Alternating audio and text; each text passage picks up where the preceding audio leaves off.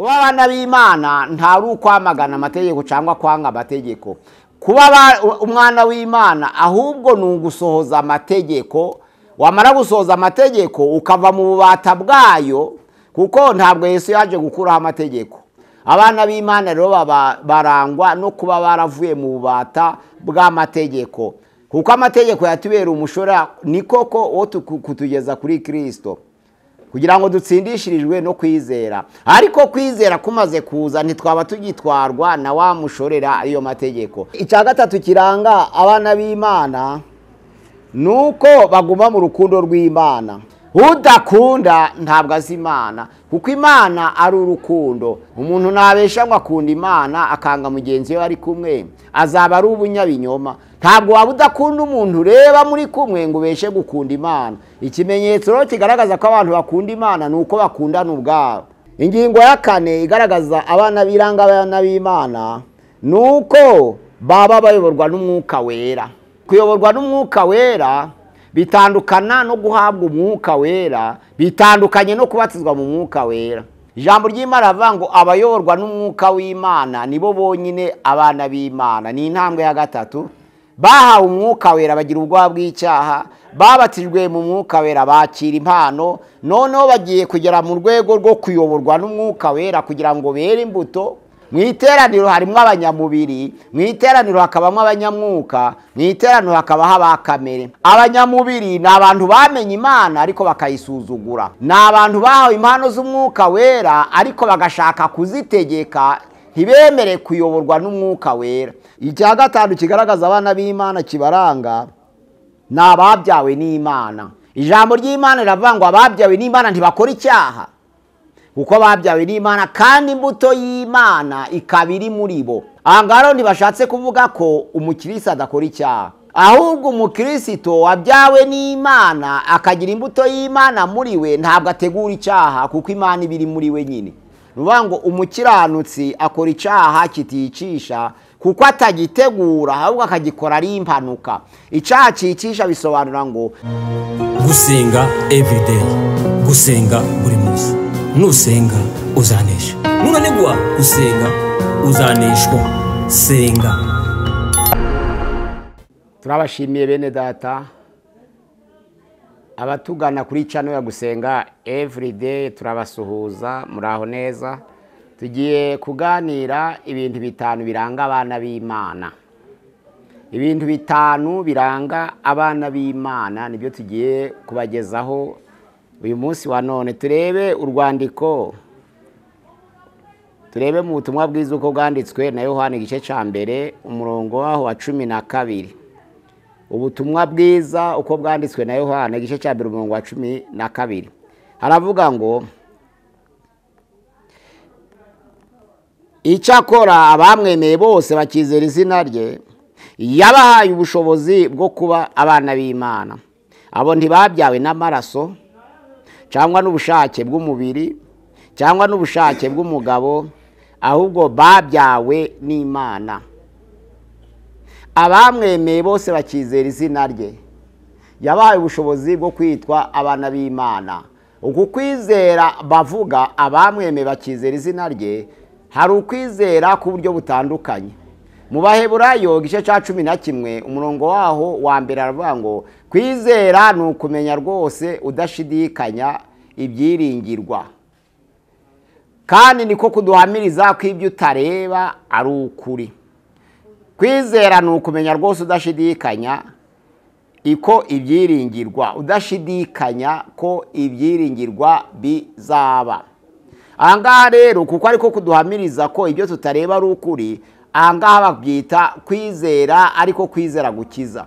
Hari ibice 3 byo kwizera tuvuga ahangaha kuri iyi ngingo yo ku mwana w'Imana. Hari ukwizera gukiza, hari ukwizera ibitangaza, hari ukwizera gusanzwe cyangwa ico bita foi naturelle. Ni ukuvuga ngo kwizera gukiza ni foi salvatrice. Hari abavuga ngo kuko Imana yakunze abari mu isi cyane byatumye itanga umwana w'ikinege kugira ngo uyizera wese atarimbuka ahubwo ahabwe ubugingo buhoraho. Uku ni ukwizera gukiza.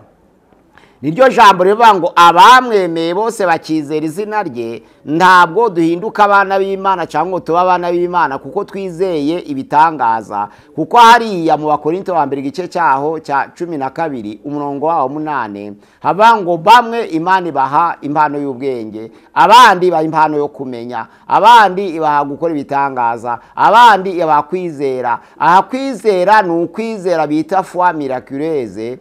Kwizera kw'impano ni ugukora ibitangaza, ntariko kwizera dusabwa twakugirana ko, ariko kwizera Imana yishimira ni ukwizera gukiza. Abamemwe bose bakizeye izina rye yabahaye ubushobozi bwo kwitwa abana b'Imana. Kuri kwizera gukiza niko nshaka kuvugaho.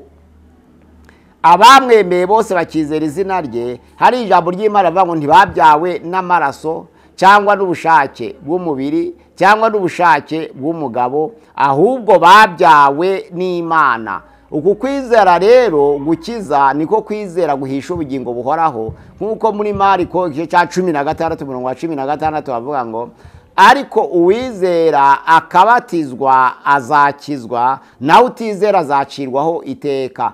Bavuze urutonde rw'ibimenyetso bigumana n'abizera ngo ngibi, ngo bazirukana abadayimoni mu izina ryanje, bazanywa n'ikintu cisha mu izina ryanje, bazavuga indimi, ndetse bazarambika ibiganza ku barwayi mu izina ryanje. Aha kwizera uwizera wese akabatizwa arakizwa, ni foi salvatrice.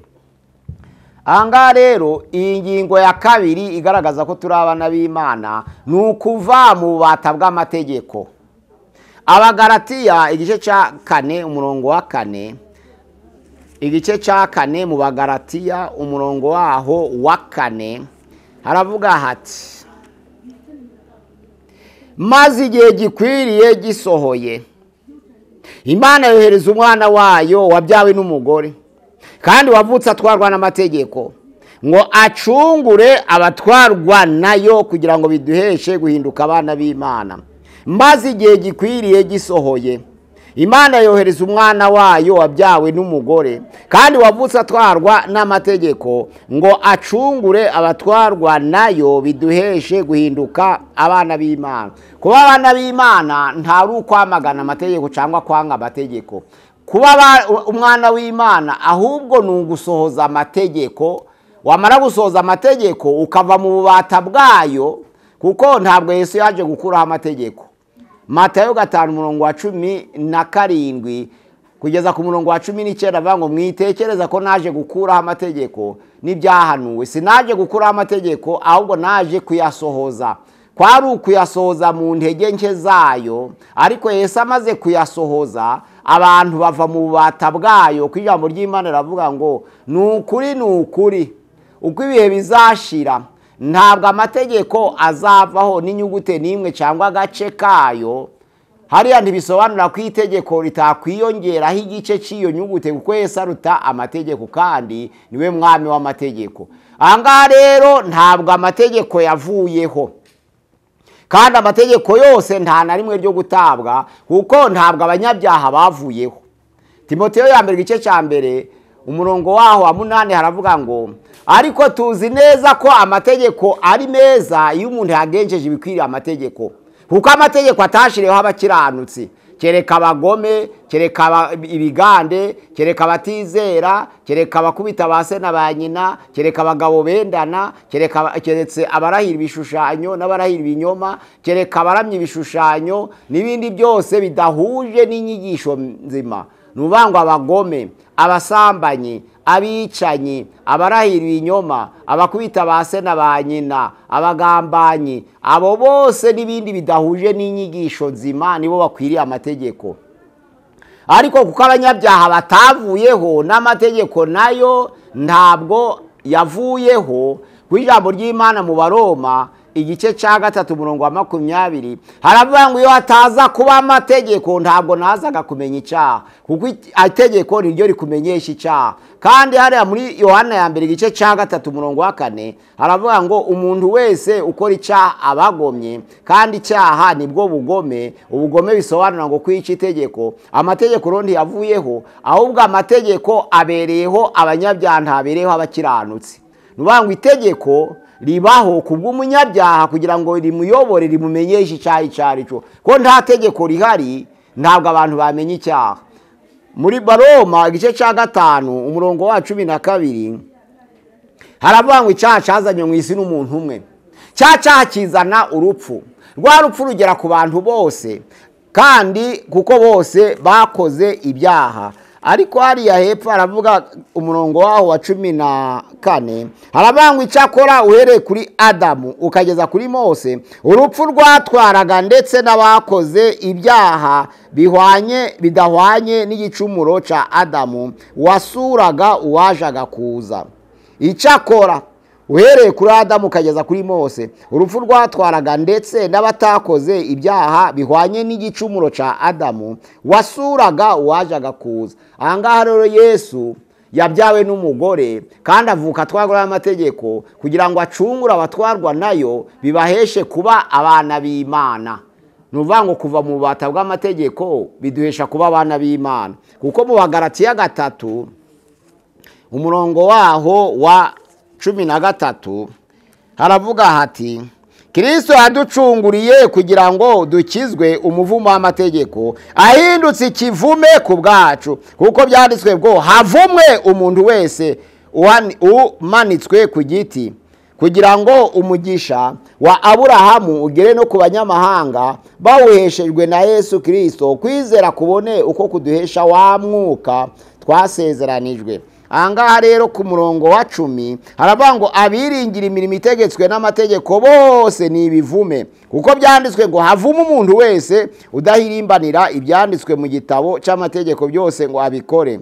Biragaragara yuko ari nta muntu utsindishirizwa n'amategeko imbere y'Imana, kuko ukiranuka azabeshwaho no kwizera. Nyamara amategeko ntagira ico ahuriyeho no kwizera, ariko rero uyakomeza azabeshwaho nayo.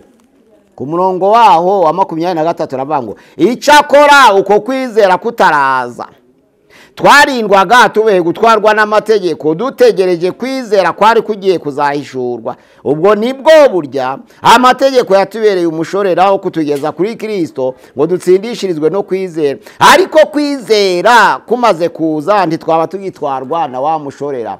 Abana b'Imana rero barangwa no kuba baravuye mu bubata bw'amategeko, kuko amategeko yatubera umushorera ni koko wo kutugeza kuri Kristo kugira ngo dutsindishirijwe no kwizera. Ariko kwizera kumaze kuza ntitwaba tugitwarwa na wa mushorera iyo mategeko. Amategeko rero ntabwo yavuyeho, nta na rimwe ryavuyeho, nta n'inyugute yayo yavuyeho, nta n'agace kayo kavuyeho.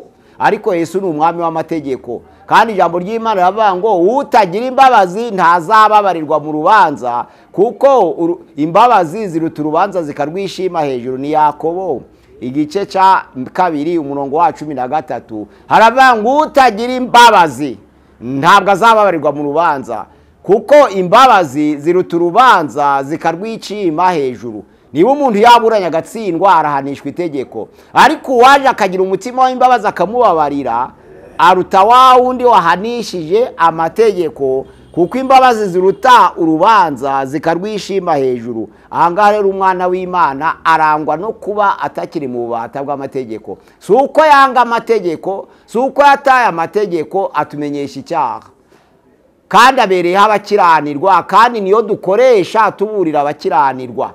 Nubanga abanyabyaha tubaburira dukurisha amategeko, kuko ibyaha byabo birangwa n'amategeko. Ariko watsindishirijwe no kwizera ntakiri mu bubata bw'amategeko, ahubwo yatsindishirijwe n'amategeko yo kwizera. Nuvuga hari imirimo yo kwizera n'imirimo no kwizera kuva ku mirimo no kwizera no imirimo itangwa no kwizera. Mu Baroma igice cyaho cya 3 haravuga ngo none se twakwirata iki? Ntaco. Naya mategeko yabitubujije, nay'imirimo rekada, ahubwo twabujijwe n'amategeko yo kwizera. Amategeko y'imirimo adatsindishiriza abantu, hakaba n'amategeko yo kwizera, kuko kwizera ariko kudutsindishiriza ntitube mu bubata bwa wa mushorera. nuvuga ngo kwizera kutaraza twabagaho dutwarwa na wa mushorera, ariko kwizera kumaze kuza ntitwaba tugitwarwa na wa mushorera, ahubwo dutsindishirizwa no kwizera. Ahangaha rero abana b'Imana barangwa no kuva mu bubata bw'amategeko. Icya gatatu kiranga abana b'Imana nuko baguma mu rukundo rw'Imana. Abana b'Imana twemeza ko turi abana b'Imana iyo tuguma mu rukundo rwayo, nk'uko byanditswe mu Baefeso igice cya mbere umurongo wawo wa 5 haratubwira hati, kuko yagambiriye kera kubw'urukundo rwayo ko duhinduka abana bayo tubiheshejwe na Yesu Kristo kubw'ineza y'ubushake bwayo.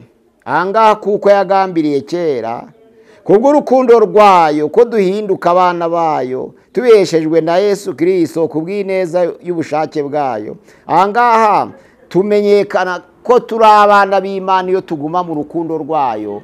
Nizo mpamvu Yohana ya mbere igice cya 4 umurongo waho wa 8 aravuga ngo udakunda ntabwo azi Imana, kuko Imana ari urukundo. Ariko kuri 20 aravuga ngo umuntu nabesha ngo akunda Imana akanga mugenzi we ari kumwe azaba ari ubunyabinyoma. Ntabwo waba udakunda umuntu ureba muri kumwe ngo ubeshe gukunda Imana. Ikimenyetso rero kigaragaza ko abantu bakunda Imana nuko bakundana ubwabo. Iryo Yesu yasigiye abigishwa baravuga ngo mbasigiye itegeko risha. Yohana 13 ubutumwa bwiza umurongo wa 34 kugeza 35 aravuga ngo mbasigiye itegeko risha, mukundane nk'uko nanjye nabakunze, kuko ni mukundana nibwo abantu bose bazamenya ko muri abigishwa banyu. Ahangaha rero icya gatatu kigaragaza kiranga abana b'Imana ni ukuguma mu rukundo rwayo, kuko udakunda ntazi Imana. Imana ubwayo ni urukundo. Muri posesiyo ntabwo Imana ifite urukundo, ahubwo Imana iremwe mu rukundo. Ntabwo Imana ifite urukundo nko muri posesiyo, ahubwo Imana muri kamere yayo ni urukundo. Udakunda rero ntazi Imana, kuko Imana ari urukundo. Icyo nicyo kiranga abana b'Imana. Imana ni urukundo. Ni rwa rukundo rutazashira, ni rwa rukundo rutarobanura ku butoni, ni rwa rukundo rutirarira, ni rwa rukundo rudashaka ibyarwo, ni rwa rukundo rutaharanira inyungu, ni rwa rukundo rwushobora tuatanga ibyawe byose utarugira ntubone ubwami bw'Imana. Ku ijambo ry'Imana avuga ngo naho natanga ibyanje byose nkagaburira abakene ariko ntagira urukundo ntaco byaba bimariye. Biragaragara ko ari abantu batanga batagira urukundo, ariko abana b'Imana nabatanga bafite urukundo rwa kamere y'Imana. Ingingo ya 4 igaragaza abana biranga abana b'Imana nuko baba bayoborwa n'umwuka wera. Ubundi kuyoborwa n'umwuka wera bitandukana no guhabwa umwuka wera, bitandukanye no kubatizwa mu mwuka wera. Intambwe ya mbere y'umwuka wera ni uguhabwa umwuka wera umuntu agatinya icyaha. Yohana igice cya 16 umurongo wa 7 kugeza kwa 8 haravuga ngo ubwazaza azabemeza ibyaha n'ibyo gukiranuka n'iby'amateka, umwuka wera niwe wemeza icyaha. Icyo gihe ni uwahawe umwuka wera. Nkuko mu byakozwe n'intumwa ibice ni 2 umurongo wa 37 kugeza 40 haravuga ngo Petero avuga ubutumwa bwiza, abo bumva bibacumise mu mitima. Babaza Petero n'izindi ntumwa bati bagabo bene data tugire dute? Ariko Petero avuze ngo mwihane, umuntu wese abatizwe mu izina rya Yesu Kristo namwe muragabana impano y'umwuka wera kwisezerana ari ry'Imana ryahawe n'itanzwe n'Imana kubw'urubyaro rwanyu abazahamagarwa n'umwami Imana. Noneho rero bumvise bibacumise mu mutima baravuga ngo tugere dute? Baravuga ngo mwihane, umuntu wese abatizwe mu izina rya Yesu murahabwa umwuka wera. Iyi ni intambwe ya mbere. Intambwe ya kabiri ibyakoze ni mu gice cya 1 umurongo wa 5 haravuga ngo Yohana yabatirishije amazi, ariko mweho mu gihe gito murabazabatirishwa umwuka wera. Ahangaha kubatirishwa umwuka wera ni intambwe ya kabiri yo kwakira impano z'umwuka. Bamwe bagahabwa impano y'ubwenge, abandi bagahabwa kumenya, abandi bagahabwa gusengera abarwayi, abandi bagahabwa gukora ibitangaza, abandi bagahabwa kurondora, abandi bagahabwa kwizera, abandi bagahabwa guhanura, abandi bagahabwa kuvuga indimi, abandi bagahabwa kuzisobanura, abandi bagahabwa guhugura, abandi bagahabwa imbabazi, abandi bagahabwa kugira ubuntu, abandi bagahabwa kwigisha, abandi bagahabwa guhugura no kuyobora. Ahangaha ni impano z'Imana duheshwa n'Umwuka Wera ku ntambwe ya kabiri. Iyo bigeze ku ntambwe ya gatatu rero niho abana b'Imana bagiye kugaragara. Ijambo ry'Imana rivuga ngo abayoborwa n'Umwuka w'Imana nibo bonyine abana b'Imana. Ni intambwe ya gatatu. Bahawe Umwuka Wera bagira ubwoba bw'icyaha, babatijwe mu Mwuka Wera bakira impano, noneho bagiye kugera mu rwego rwo kuyoborwa n'Umwuka Wera kugira ngo bere imbuto. Naryo jambo ry'Imana rivuga ngo uguma muri nge naje nkaguma muri we niwe bera imbuto nyinshi, ko ntacyo mushobora gukora mutamfite. Uru rwego rero nirwo rutandukanya abantu barangwa mu iteraniro. Mu iteraniro harimo abanyamubiri, mu iteraniro hakabamo abanyamwuka, mu iteraniro hakabaho abakamere. Abanyamubiri ni abantu bamenye Imana ariko bakayisuzugura.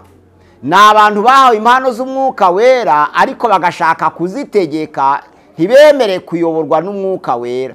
Abantu benshi bahawe impano ntibashaka kuyoborwa n'Umwuka, ahubwo bashaka gufata za mpano zabo bakazitegeka, bakazikoresha uko bashaka. Iyo batewe n'Umwuka w'Imana rero icyo gihe ntabwo baba ku rutonde rw'abana b'Imana, kuko abayoborwa n'Umwuka w'Imana nibo bonyine bana b'Imana. Mu Baroma 8 umurongo waho ni wa 14.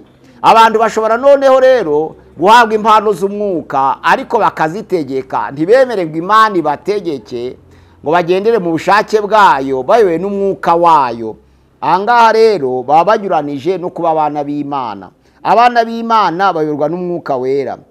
Icya gatanu kigaragaza abana b'Imana kibaranga ni ababyawe n'Imana. Ijambo ry'Imana riravuga ngo ababyawe n'Imana ntibakora icyaha, kuko babyawe n'Imana kandi imbuto y'Imana ikaba iri muri bo. Ahangaha ntibashatse kuvuga ko umukristo adakora icyaha, ahubwo umukristo wabyawe n'Imana akagira imbuto y'Imana muri we ntabwo ategura icyaha, kuko Imana ibiri muri we nyine. Ahangaha biratandukanye. Muri Yohana 1:5 umurongo wa 15 bavuga ngo umwene so nakora icyaha kiticisha. Icyaha kiticisha ni icyaha cy'impanuka, ni icyaha kitashobora kubuza abantu ubugingo. Hariya aravuga muri Yohana 1:5 umurongo waho wa 16 aravuga ngo umuntu nabona mwene se akora icyaha kitari icyo kumwicisha, nasabe kandi Imana izamuhera ubugingo abakora ibyaha bitari ibyo kubicisha. Hariho icyaha cyicisha, sico mvuze ko agisabira. Gukiranirwa kose ni icyaha, nyamara hariho icyaha kiticisha. Nuvuga ngo umukiranutsi akora icyaha kiticisha kuko atagitegura, ahubwo akagikora ari impanuka. Icyaha cyicisha bisobanura ngo ni icyaha wateguye ku bushake bwawe kandi uri umukristo. Ariko icyaha kiticisha ni icyaha ukoze kinababaje ariko kubw'impanuka. Ushobora kurera ngo ntabwo nzica umuntu kuko nabyaho bwa kabiri, ariko ukamugonga kubw'impanuka, accident. Iyo umugonze kubw'impanuka ukoze icyaha, ariko icyo cyaha ntabwo cyicisha kuko kitakubuza ubugingo buhoraho. Ariko ba nyiri umuntu baragufata rimwe na rimwe banaguhore, bakwice, bagusaba impozamarira, cyangwa se bakujyane muri prison, kuko umuntu ari uw'Imana akaba uw'ababyeyi bamubyaye, akaba n'uwa leta yavukiyemo. Icyo gihe ku Mana uri umukiranutsi, ariko kuri leta ntabwo uri umwere kuko wishe umuntu, no ku babyeyi be urasabwa impozamarira kuko wishe umuntu wawe. Icyo gihe rero ntabwo urenganye, kuko ntabwo bikubijije ubugingo buhoraho, ntiwateguye, ahubwo ni impanuka yabaye. Icyo cyaha cy'impanuka nicyo bita icyaha kiticisha. Icyaha kiticisha gishobora kuba n'icyaha cyo gutabara, icyaha kiticisha gishobora kuba n'icyaha cy'ubujiji, biterwa n'icyaha akoze icyo ari cyo. Ariko icyaha cyose utateguye mu mugambi wo kwangiriza bagenzi bawe, mu mugambi wo guhemukira Imana, ni icyaha kiticisha. Nico Yohana yavuze ngo nico nshaka ngo musobanukirwe, hari icicisha cyavuye mu muteguro w'umuntu, hari n'ikiticisha. Ahangaha rero umuntu wakoze icyaha cyicisha azarimbuka. ariko umwana w'Imana wabyawe n'Imana, imbuto y'Imana ikaba iri muri we, ntabwo akora icyaha cyicisha, ahubwo akora icyaha kiticisha. Ni icy'impanuka, ni icyo gutabara, ntabwo yateguye mu mugambi wo guhemuka. Icyo gihe batita icyaha kiticisha. Abakristo rero ntabwo bakora ibyaha byicisha, ahubwo bakora ibyaha biticisha. Ariko iyo abakristo bateguye gukora icyaha mu migambi yabo bakabiganiraho, baba bakoze icyaha cyicisha nabo. Umukristo rero yari akwiye gukora icyaha cy'impanuka, icyaha kiticisha, atagambiriye mu mutima we. Ubwo ingingo ya mbere yo kwitwa umwana w'Imana, ni abamwemeye bose bakizera izina rye, abo yabahaye ubushobozi bwo kuba abana b'Imana. Icya kabiri, ni abavuye mu bubata bw'amategeko, batanga amategeko, batakandagiye amategeko, ahubwo bizera Yesu nk'umwami w'amategeko kugira ngo bave mu bubata bw'amategeko. Nizo mpamvu ijambo ry'Imana rivuga ngo igihe gikwiye gisohoye, Imana yohereza umwana wayo wabyawe n'umugore, akavuka atwarwa n'amategeko, kugira ngo acungure abatwarwa nayo, biduheshe kuba abana b'Imana. Gucungura abatwarwa nayo ntabwo ababwiye ngo bayakandagire, kuko Yesu ni umwami w'isabato, ariko umwizera ayubahiririza muri we. Ubwo rero ntabwo Yesu yavuze ngo dukure amategeko, yaravuze ngo twe gutwarwa nayo kugira ngo tuve mu bubata bwayo. Kuko Abakorinto ba kabiri igice cya 3 umurongo wa 6 bavuga ngo inyugute irica. Abakorinto ba kabiri igice cya 3 umurongo wa 6 bavuga ngo niyo yatubashishije kuba ababwiriza b'isezerano risha, bataraba inyugute, ahubwo nabo umwuka, kuko inyugute yicisha, naho umwuka uhesha ubugingo. Turaba umwuka kugira ngo duhabwe ubugingo, ntabwo turaba inyugute kugira ngo twicishe, ahubwo turaba umwuka kugira ngo duheshe abantu ubugingo buhoraho. Aha ngaha rero, iyo umuntu ari mu bubata bw'amategeko, aba ari mu nyugute yicisha. Ariko iyo umuntu yavuye mu bubata bw'amategeko akemera Yesu Kristo nk'umwami n'umukiza, aba avuye mu nyugute yica, akinjira mu mwuka wera, agahabwa ubugingo buhoraho. Ni ukuvuga ngo naho umwuka uhesha ubugingo buhoraho, naho inyugute iricisha. Abera b'Imana rero bavuye mu nyugute yicisha, binjira mu bugingo buhoraho kubw'umwuka w'Imana. Icyo ni icya gatanu kigaragaza abana b'Imana, kuba baramwemeye bakizera izina rye, ni icya mbere. Icya kabiri, kuba baravuye mu bubata bw'amategeko. Icya gatatu, kuba baragendeye mu rukundo rw'Imana. Icya kane, kuba bemera kuyoborwa n'umwuka wera. Icya gatanu, kuba barabyawe n'Imana, bakaba batagikora icyaha kuko imbuto y'Imana iri muri bo, bagakora icyaha gusa kubw'impanuka ariko ntibategure.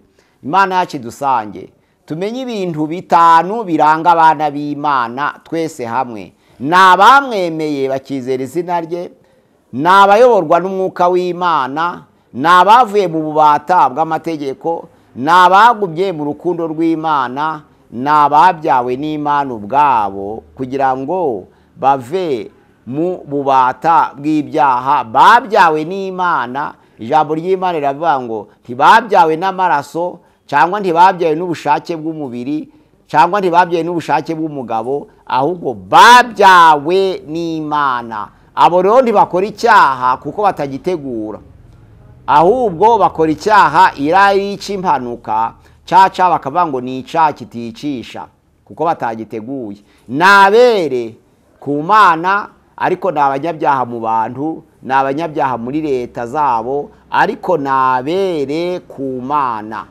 Imana yacu dusange kandi dukomeze tumenye gutarura abana b'Imana nabahe, abatari abana b'Imana nabahe. Kuko muri Yohana ya mbere igice cya 3 umurongo wa 9 haratubwira hati, umuntu wese wabyawe n'Imana ntakora ibyaha, kuko imbuto yayo iguma muri we, ni imbuto y'Imana, kandi ntabasha gukora ibyaha kuko yabyawe n'Imana. Icyo nicyo kimenyekanisha abana b'Imana n'abana ba Satani. Umuntu wese udakiranuka cyangwa udakunda mwene se si uw'Imana.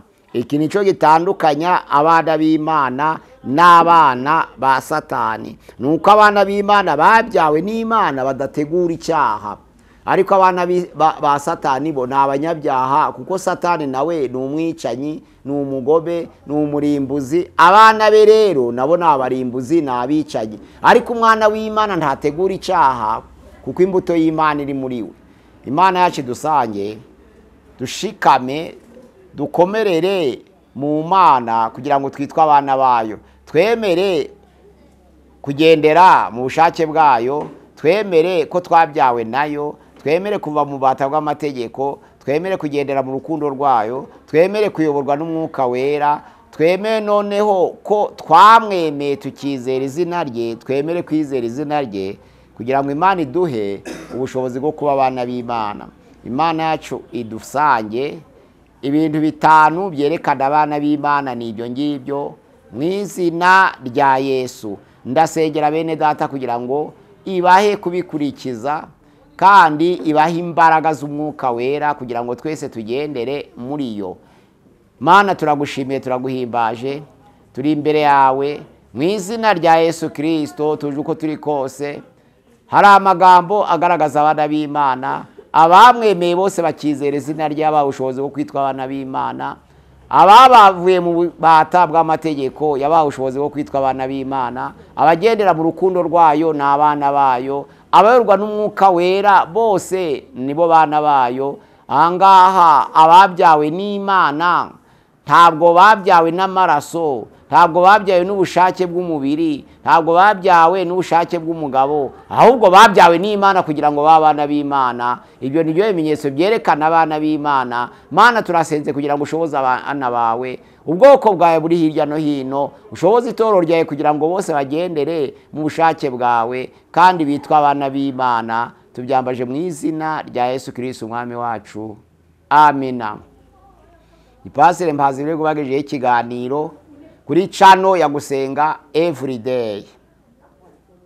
Nimero ya WhatsApp 078 669 666 20 078 669 666 20 kuri channel ya Gusenga Everyday. Murakoze, Imana iduhana umugisha mu izina rya Yesu. Gusenga Everyday, gusenga buri munsi. Nusenga uzanesha, nunanigwa gusenga uzaneshwa. Senga.